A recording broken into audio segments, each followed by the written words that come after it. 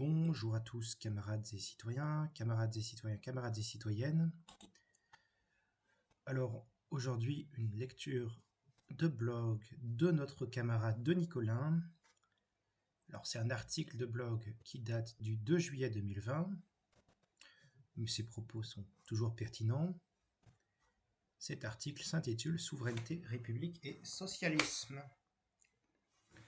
Souveraineté, République et Socialisme. Ces trois mots sont indispensables. Je recommence. Souveraineté, République et Socialisme. Ces trois mots sont indissociables. La souveraineté, c'est le pouvoir au-dessus duquel il n'est aucun autre pouvoir. C'est, et ce ne peut être, que la souveraineté du peuple. Sinon, c'est la souveraineté d'un homme, d'un petit nombre d'hommes, ou celle d'un État étranger, et donc ce n'est pas la souveraineté. Et la souveraineté, c'est la capacité du peuple de décider lui-même comment il veut construire son propre avenir. C'est donc la souveraineté d'un peuple qui se fait peuple, c'est-à-dire nation. Pour les peuples d'Europe, la souveraineté suppose la destruction de cette prison des peuples qu'est l'Union européenne. Si Europe il y a, elle ne peut être que l'Europe des traités passés entre nations libres et souveraines, donc des nations qui maîtrisent leur monnaie, leur budget, leur politique étrangère et donc leur armée. Il faut donc sortir de l'euro, éventuellement en faire une monnaie commune et non une monnaie unique, voilà, et sortir de l'OTAN. La souveraineté est la condition de la République. Une république non souveraine est une république d'opérette. Mais la République est aussi la condition de la souveraineté. Si la République est d'abord le pouvoir souverain du peuple législateur, elle exclut donc toute subordination à un pouvoir extérieur. Si la République est d'abord le pouvoir souverain du peuple législateur, elle exclut donc toute subordination à pouvoir extérieur. En France, la République est moribonde. Pardon, excusez-moi.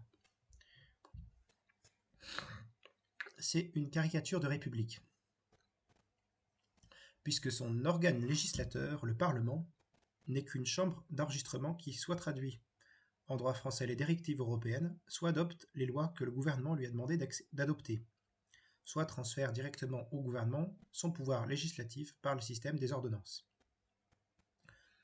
Il n'y a pas de république sans retour à la république parlementaire et sans que la représentation du peuple ne retourne au vieux principe démocratique à un homme, une voix, ce qui n'est possible que par l'élection des parlementaires au scrutin proportionnel. C'est parce qu'il n'y a pas de république en France, parce que le pouvoir souverain de la nation n'est plus qu'un souvenir, que nous sommes sous la coupe des technocrates de Bruxelles, qui ne sont rien d'autre que les marionnettes de nos propres politiciens, qui ne sont rien d'autre que les marionnettes de nos propres politiciens nationaux.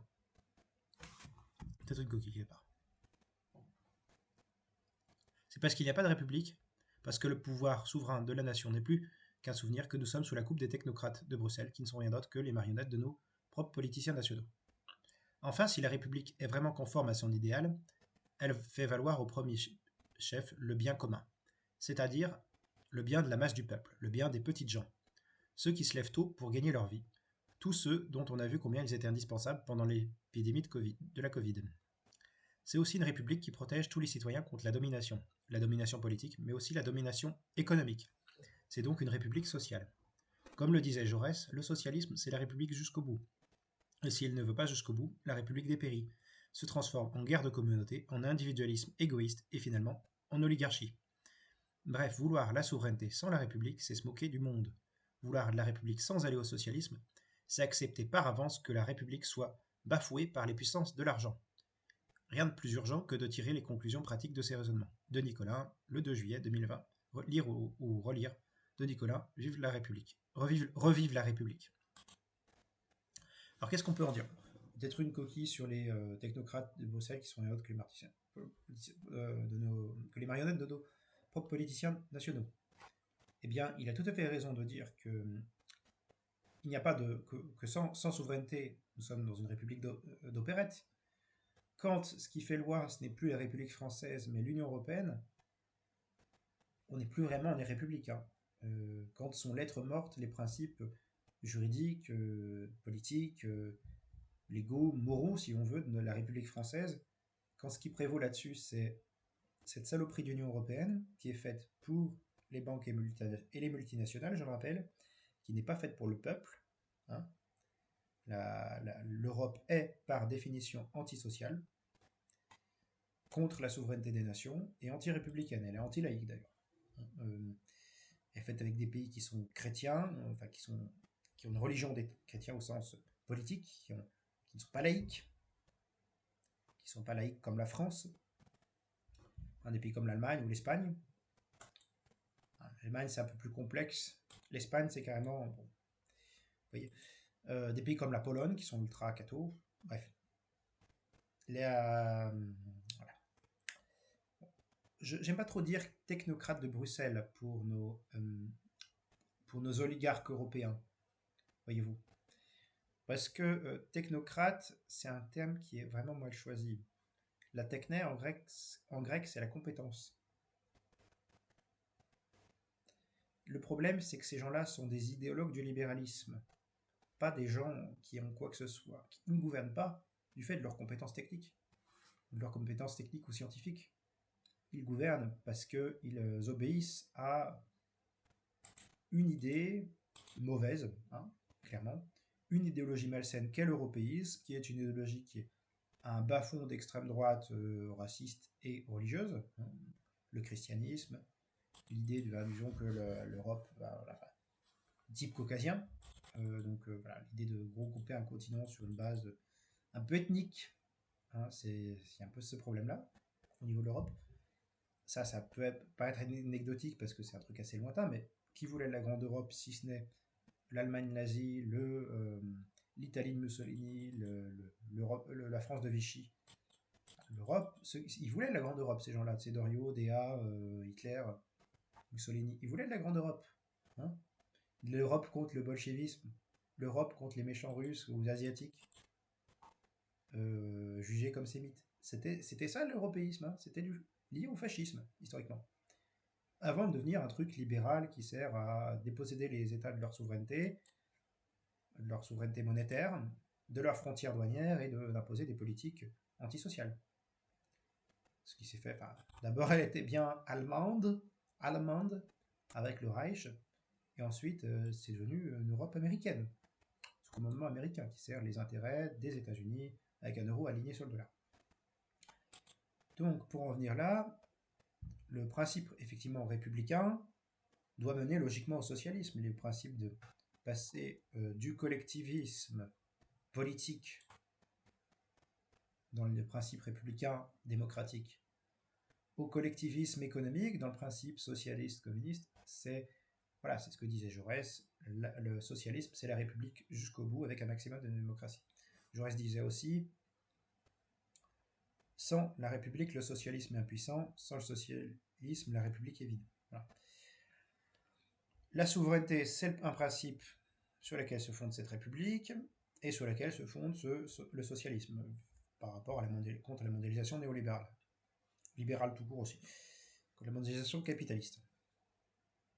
Ces trois principes sont effectivement interconnectés.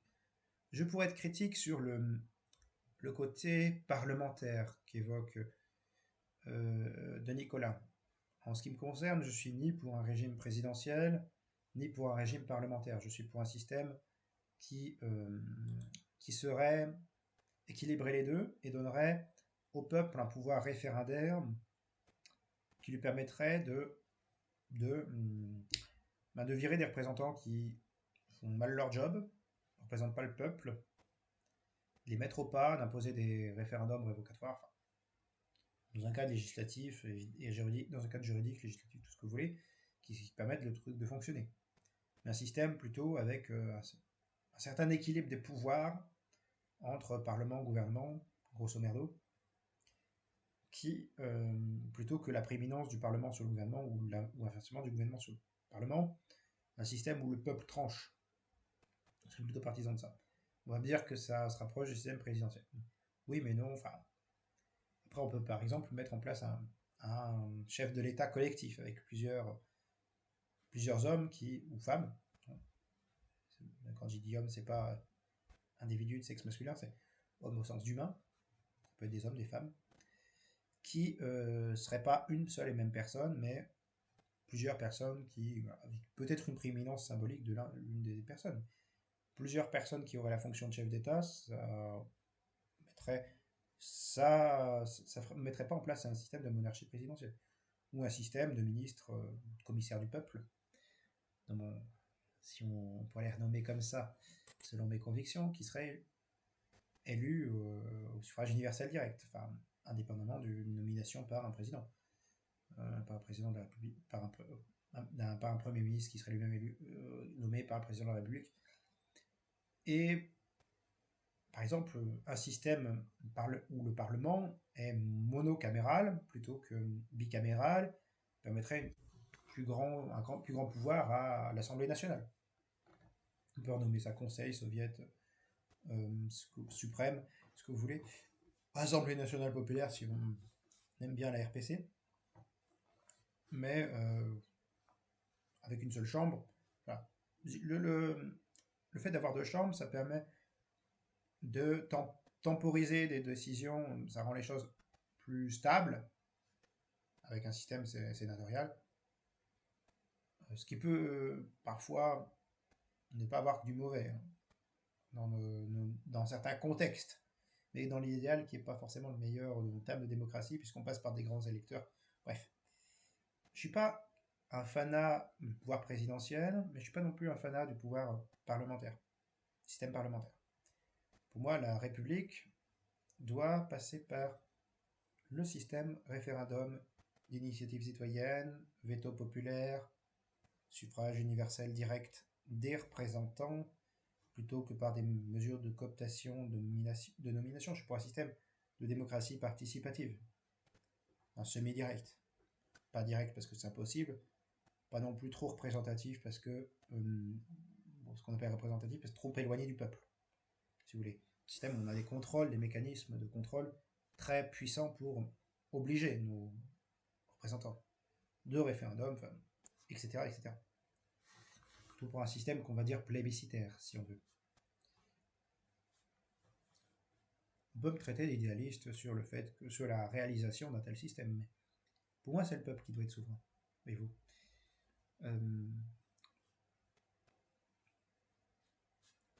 Je sais pas. Mais sinon, nous sommes tout à fait en phase, je suis tout à fait en phase en tant que communiste républicain avec les propos de Denis Colin sur cette convergence, cette, de principe entre souverainisme, républicanisme et socialisme. On ne peut pas séparer les uns des autres. Faire du socialisme sans la souveraineté, c'est ne pas faire du socialisme, c'est juste être un libéral déguisé, c'est être un libéral repeint en rouge, comme le font certains trotskistes ou sociodémocrates, sociolibéraux, ou comme le font les anards, de vouloir euh, mettre de côté la question de la souveraineté nationale pour diverses raisons, au nom de la révolution mondiale pour les trotskistes, au nom de la haine de l'État chez les anarchistes, au nom de la contre-mission pour cette social-démocratie libérale, hein, qui s'est compromis dans la construction européenne. On ne peut pas séparer le socialisme de la République, surtout si on veut progressiste, parce qu'il faut mettre en place un système de droit, d'égalisation du droit, de lutte contre l'intégrisme religieux, hein, de démocratie qui fonctionne. Un système unitaire au niveau du droit, ce qui présuppose un État et une centralisation, un système démocratique, parce que le socialisme, c'est la démocratie dans les institutions et dans le monde du travail. C'est une extension de cette démocratie. Le principe du socialisme, du communisme, c'est de posséder en commun les moyens de production. Et donc, logiquement, c'est une extension de l'idée démocratique où on décide en commun. Le peuple décide en commun des décisions politiques, des délibérations collectives pour les affaires politiques, puis pour les affaires économiques. Tenues en commun. Partager les richesses et le pouvoir. C'est ça l'idée communiste, socialiste, communiste.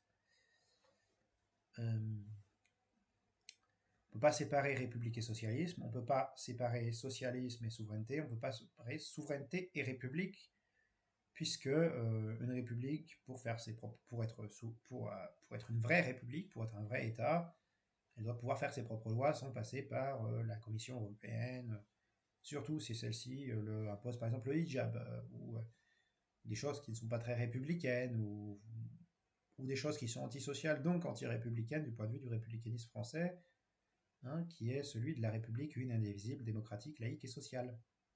Et en termes de social, moi, je suis très avancé en termes de social. En termes de laïcité aussi. Moi, je pense qu'il faut lier le combat laïque et le combat social. Voyez-vous. Donc, je suis entièrement d'accord avec le fond du propos du camarade de Nicolas. Voilà. Sur ce, camarade, je vous souhaite une bonne journée, une bonne nuit, tout dépend de quand vous regardez la vidéo. Raison égalité, camarades, nous vaincrons. Prenez soin de vous. Bye bye.